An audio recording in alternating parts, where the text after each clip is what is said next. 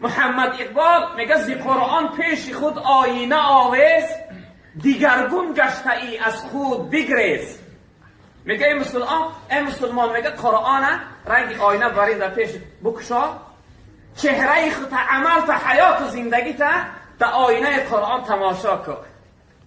میگه ای مسلمان تا از قرآن رنگ بو نداری، از قرآن رنگ بو نداری. میگه از این مسلمانی بگریز، خود دیگرگون کن، تغییر بده. در جای دیگر خداوند میفرماید که لو انزلنا هذا القرآن على جبل لرأيته خاشعا متصدعا من خشية الله وتلك الامثال نضربها للناس لعلهم يتفكرون. رب العالمین میگه اگر قرآن من برای یک کوه نازل میکردم، اون کوه از ترس من پاره پاره و گرد و غبار میشید.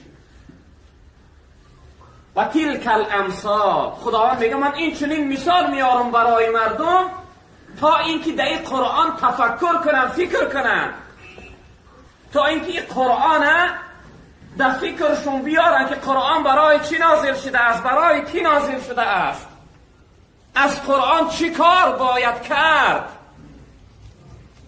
متاسفانه امروز مسلمان و مسلمانزاده فکر میکنه که قرآن برای چلیاسین باشه، یا برای دعاخوانی باشه، یا برای سر مزار باشه، یا برای چند سوره کوتاه در نماز خواندن باشه.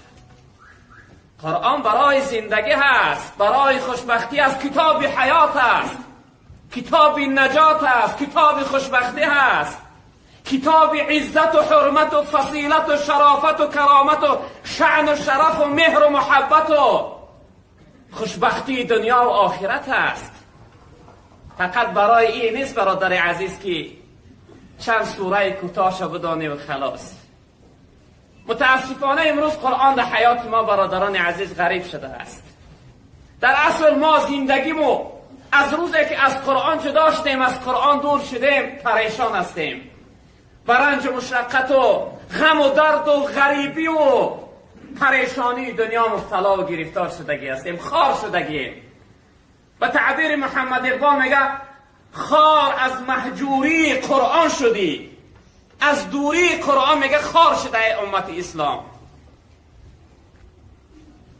در اصل امروز امت اسلام از محجوری و دوری قرآن خار شده است برادران عزیز.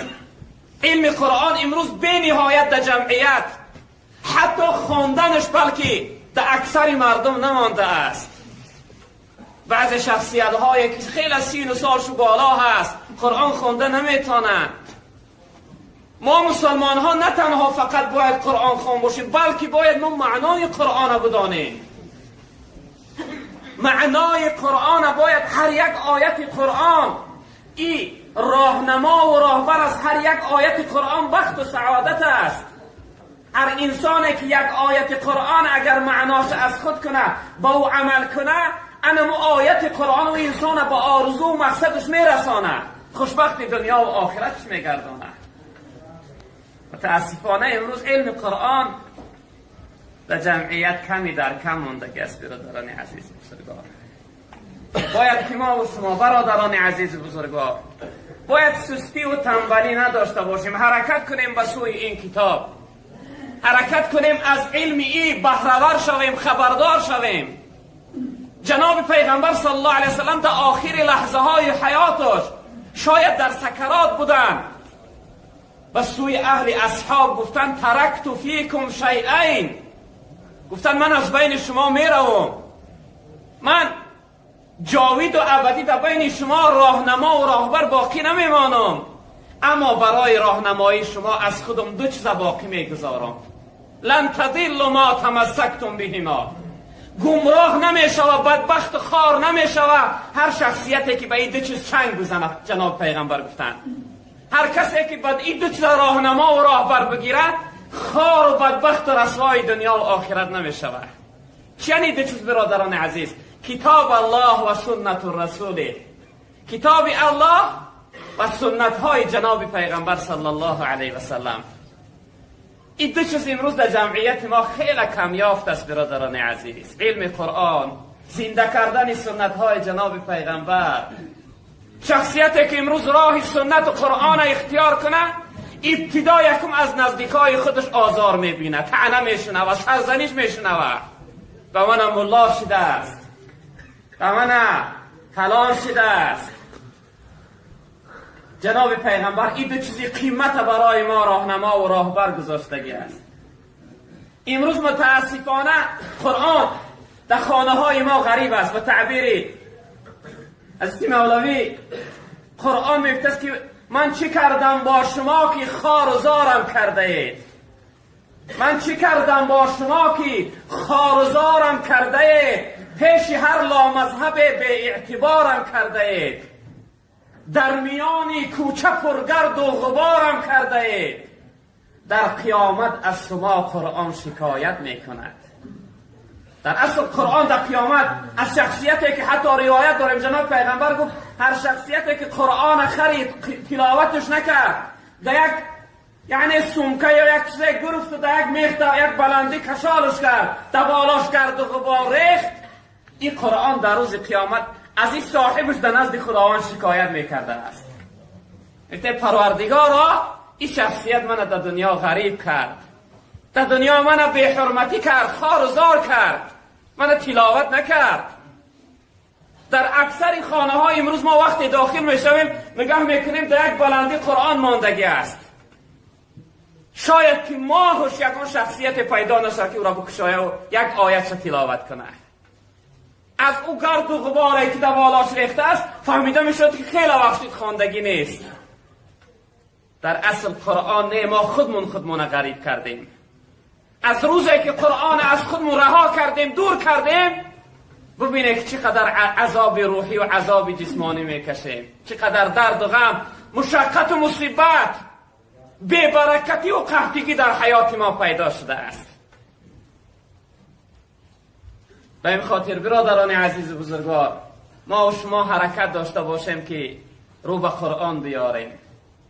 رسول اکرم صلی الله علیه و سلم در حدیث مبارکش می فرمایند که خیرکم من تعلم القرآن و علمه. بهترین شما و شخصیتی هست که قرآن تعلیم میگیرد و قرآن برای دیگرها تعلیم میدهد. بهترین شما شخصیتی هست که از علم قرآن خبردار است. بهترین شما و شخصیتی هست که در جستجوی گفتار و علم قرآن است. آیا نمیخوای برادر عزیز که آن بهترین تو باشی؟ سستی نکو، تنبلی نکو. الحمدلله در جمعیت قاهری های خوب داریم، اهل علم های خوب داریم، همیشه در خدمت شما هستند، دایم آغوش رو برای شما کشاده است. مرحبا اهلا و سهلا میگن. یک بار نشون بیا، سستی نکو. این لحظه ها، این وقت ها غنیمت هستند برادران عزیز. این لحظه ها را نمیابی دیگر. روزی میشوم میخواهی که نزد یک شخصیت برای، پیدا نمیکنی شخصیتی که نزدش برای یک حرفی از خود کنی. برادران عزیز بزرگوار، رسول اکرم صلی الله علیه و سلم در حدیث مبارکش میفرمایند ان الله یرفع بهذا الكتاب اقواما و یضع به آخرین. خداوند با این کتابش که قرآن است بعضی از بنده هاش با چنان قدر و مقامش و مقامشون بالای می برداشت است که از عرش در قدر و مقام اونها بالاتر می شده است. در نزد خدا می رسیدن، اهل جنت می گشتن، عرش الهی قدمگاه اونها می شده است. با چنان خداوند قدر و مقامشون بالا می کرده است. و یک گروه دیگر با چنان خار و ذلیل و پستی می کرده است که او از همه پسترین پستی ها، اسفل سافلین جای و قرارگاه او می شده است.